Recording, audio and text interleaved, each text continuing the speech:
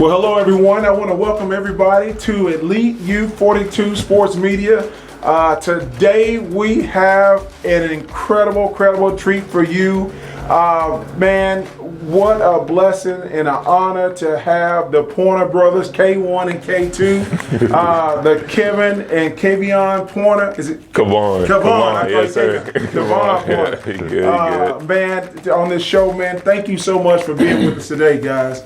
That'll be here. Thank you, man. Hey, man, listen, I just want to start off to just say, man, how much so that I'm so proud of you guys, man. And I know, you know, people tell you that all the time, but man, from Jonesboro, being from Jonesboro, Arkansas, and to have you guys to be here and come back on, you know, to our city, you know, and just to not only just be in our city, but be involved in our community, which is a tremendous blessing.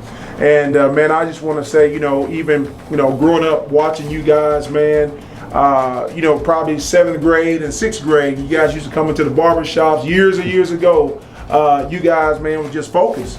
You know, you could tell you guys was cut from the real cloth. And your dad and your parents wasn't playing, man. Yeah. I remember you guys come in that barber shop and you just sit down and you didn't even move. Yeah. Hey, our kids, other kids running around the barber shop, but you guys come in there and just sit down and, man, just watch you guys mature and grow and now doing great things on a great level.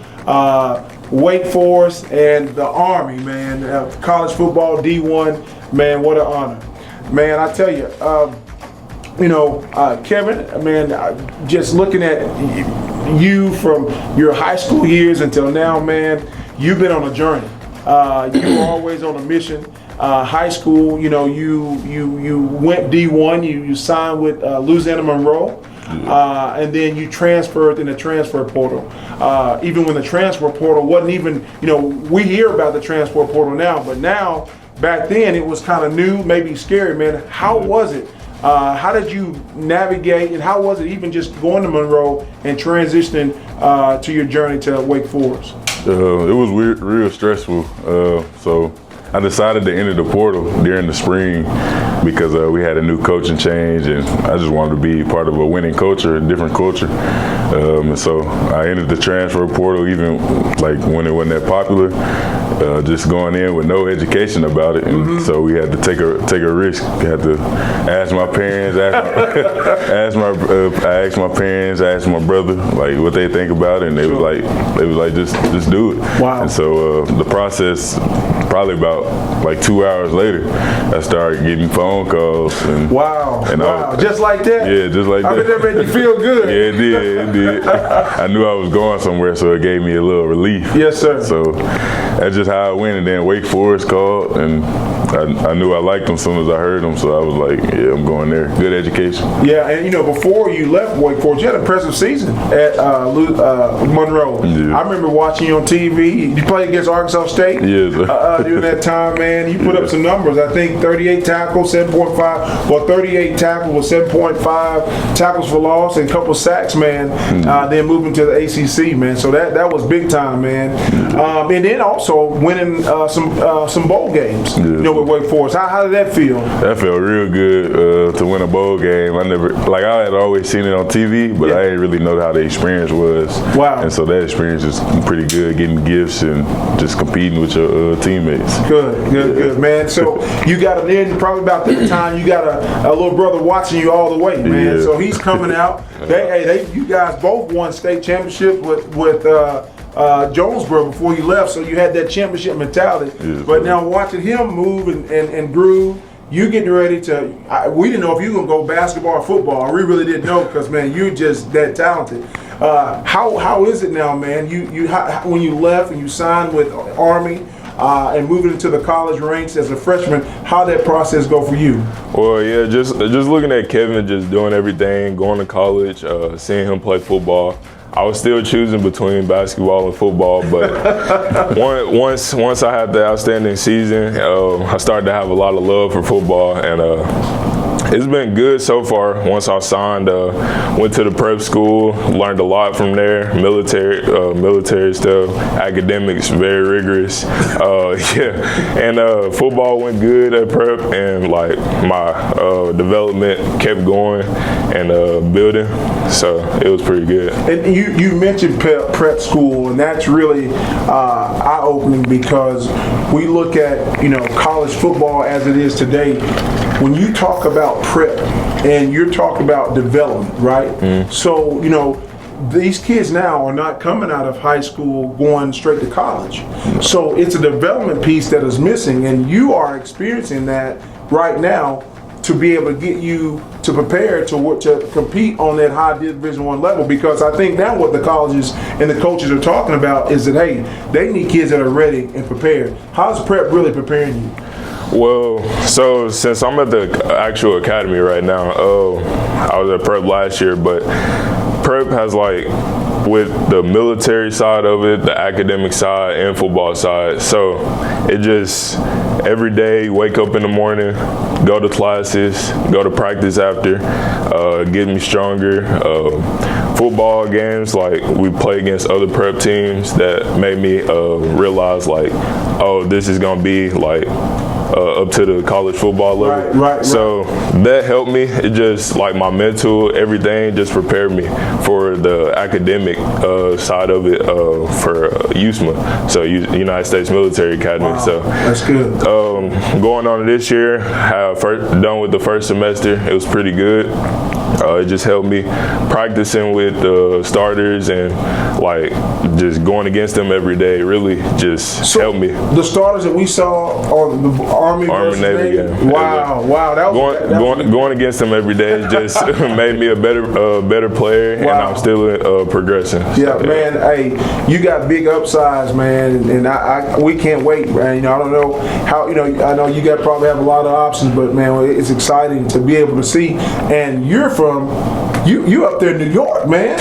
Hey, New York. Hey, where's New York? I never been to New York, man. Man, how was that culture, man? How do you adapt? Because I know they talking fast up there, man. It's much I'm mainly on the military base at West Point, but when I do go out to New York, it's different. It's a lot of people around. You don't know what's going on. You got to be careful for your surroundings. But it's very nice. It's nothing I've seen before. When I come back to Jonesboro, I'd be like, man, it's plain here. But I love my hometown. Yes, sir. New York is beautiful, and I love it up there. Wow. It's really nice. Well, man, you guys both coming from from Jonesboro, and man, D1 players. We were talking earlier before we started our show about, man, I look at the college landscape and I don't see D1 players right now from our area that that are on that level where you're playing. You talking about the ACC, and you guys are. What conference are you? Well, we were independent, but now we just got moved to the American Conference. Oh wow! So, yeah. Wow! And so, how did preparation of playing multiple sports? How did that prepare you guys for what you're doing right now out of Jonesboro? It prepared us a lot. Time management is one big thing that we got out of that, and just knowing what you about to do. Going to practice, you got to be there on time. Coach Swift, he was a big on time guy. Coach Coleman was a big on time guy. We just put that together, and now we use that for college. So that's good stuff. That's how we do it. Yeah, about the same thing. Time management was really good. Going to practice every day. Sometimes in seasons where you have to go to football, then go to basketball right after. So balancing both of those really helped me with everything going on at school right now. Wow. Yeah. So coming up now, I heard a big announcement. You're coming back for your last year. Yeah. I don't know what's about to happen to you, man. When I saw you, I thought you were maybe a 220 pound, 25 pound linebacker. I said, man, how much you weigh? You said, man, I'm 280, 290. I'm saying, what? Man, you unreal. I bet you, man, you probably shock people, especially the scouts and especially, coaches when they really see you and get into your groove, what you do, man. Tell us a little bit about that.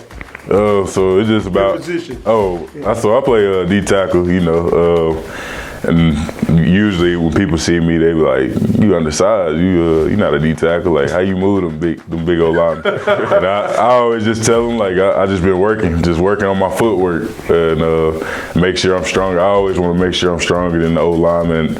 And the way I train in the summer, I train with the linebackers in the group. So I try to compete with them so I can be faster than everybody on the field. Yeah. Especially them big old linemen that can't move. So I try to be able to get around them and be strong as them. So that's good. And you know the difference. After a while, you start knowing who's who. Yeah. We had an opportunity last summer, man, and this was crazy.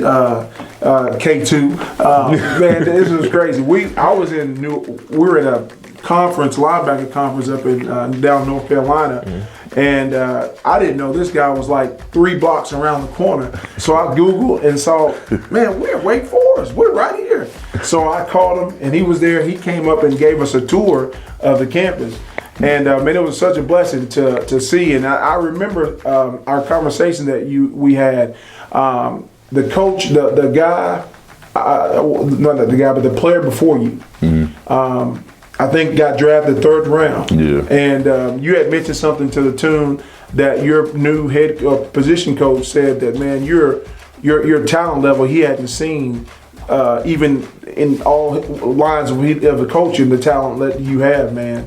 Yeah. And you are where you are. Man, I remember you run down the court at your size, man. You're a very, very athletic kid, man. So the K1 and K2, I'm going to ask you this, man. We are at a I can't call it a transition because the transition has taken place with the new rules for the NCAA with the transfer portal. Mm-hmm. Now the kids, if you transfer, you can play. After a while, they said you couldn't play. What do you guys see all this? What do you see happening? What do you think? In D1, where you see all this is where it's going to come down to? Well, I mean, it definitely changed a lot of stuff. Kids getting paid in college. It's nice, I guess, for the families and stuff. New York. I know New York. They got some money in New York now. Yeah. But the transfer portal has definitely changed a lot. I feel like a good opportunity for different kids that don't get to play like at their college and then have to go to another college to get that opportunity from another coach. But I feel like it's pretty good. So you like it? I like the transfer portal, yeah. It was good for my brother, so yes, sir. He's doing great with it, so yeah. Hey, he's a master. Man, you ain't honest, you are the master. You, man, hands down, before Desi Seals, you got to remember, you before Desi Seals. And so Desi Seals used that portal to the max. Yeah. I mean, he went from Arkansas to almost to Auburn, then came back to Arkansas State and ended up at TCU and didn't do too bad, I don't think, going to the Elite Eight. And but a lot of people talk about that, but that's just the name of the game now, man. That's how you survive. And you got to learn how to play. And Kevin, you got a lot to give, man, because you came and took that risk when nobody didn't know nothing. You didn't know what was going to happen. How do you see it falling out for the future for kids coming behind you? So for, like he said, for like college kids, it's a good thing. But as I began to last year before, I noticed like JUCO players, high school players, it's hard for them to get recruited now. The Stewart at Arkansas. Yeah. And he's in a transfer. I mean, he's in a situation that he's coming up out of. But still, even his story is great and valuable. But what you guys have accomplished and what you guys are doing in this day and time, because the whole landscape of college football has changed. And man, what you guys, for me to be able to share this to the world, but also when I sit down with these upcoming freshmen and sophomores and juniors, even 11, 12 graders, to hear what you guys have accomplished and how it really is, man, to give them something to hold on to. You know what I mean? Yeah. Because it's a fight, bro. It's a fight, man. But for you, and see, I probably need to do live right now.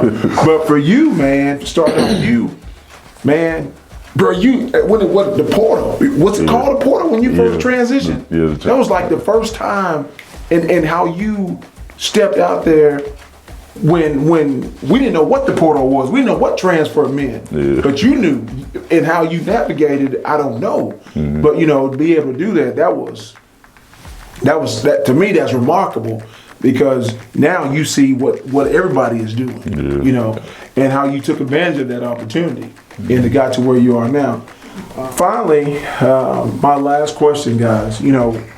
I've been raving and bragging about how proud we are of you, man, and we're so proud, man, of you guys and what you guys are doing, and just the example that you've always shared. Even with your family line, your uncle, Mr. Monroe, that works as the facility director of Jonesboro High School. And what he's done, man, I don't know if you've been back lately, but you better take a tour before he gets you. But man, this guy has been facilitating over, I would say, $60 to $70 million worth of facilities that Jonesboro have now almost finished with, and they look very, very, very, very immaculate. They're very well built, and the work that he's put in, and I know. The fruit they say don't fall from your tree. Fruit don't fall too far from the tree, And your father, man, I know them. They look just like I thought they were twin brothers. All the time, everybody probably say it, but you guys come from a really blessed family. Looking, I know you guys not looking at legacy right now, and it's still new to you, but you are legends to us here back home, and especially you got a generation of young people that are coming behind you. They're going to know that Kavon Porter, and they're going to know Kavon Porter, and because you guys are doing it in the dark, and I say in the dark is in where a lot of uncertainty of how these kids going to have hope to get to the next level. What would you leave for them? Your last words, man, to these guys, young guys. I'm starting at the 5th grade, 6th grade, because they start playing here really at 4th grade, 4th grade, 5th grade, 6th grade. You got the junior high schools, 7th through 9th, and then you got the 10th, 11th, 12th grades. What would you leave for these young men? And how would what can they grab hold to that you can leave with them? So the first thing I'll say is they call us student athletes for a reason. So make sure they're in their books. Make sure they always paying attention in class, because it's gonna go a long ways education-wise. And for the athlete part, just keep working. Just always work, even when things going wrong. You always just gotta look down, keep your head down, and just keep working and always believe in yourself.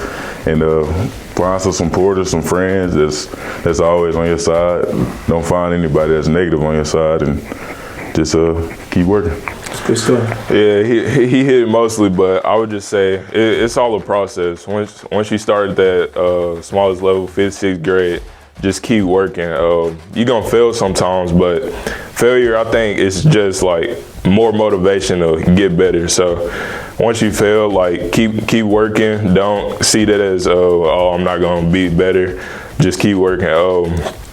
Always keep that mental mindset of just, I want to do more. I want to be better every single day. So it's all about work and hard work. My bad. It's all about the hard work and just getting to the next level. So just keep working. Yeah.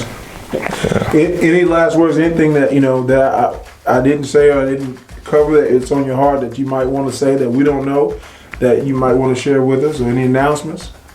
I just thank you for letting us be on here. And one thing, when I was younger, we always had the city youth stuff with you and me and Darius and all that. Now don't make me cry, man. Don't start. I just want to say appreciate you for giving me the opportunity to do that, because I really learned some stuff working with you and in the workforce and working with young kids. That really helped me with my college journey too. That's based off of him too. I was always behind Kevin, so I was with him everywhere. So that kind of made me see more future aspiration towards more things, and to be a better leader and build character. So. You are, man. You guys are great character. Yeah. And I just have one question too. This is because you're behind. You probably see it. You're gonna tell me you're gonna tell the truth or not. Now, there was a you or Darius that wrecked that truck that time. You don't have to answer it now. You don't have to answer it now. But fellas, man, thank you so much for being together. Thank you. You guys are, awesome, man. Awesome. And I just want to thank you for being on Elite Youth Sport 42.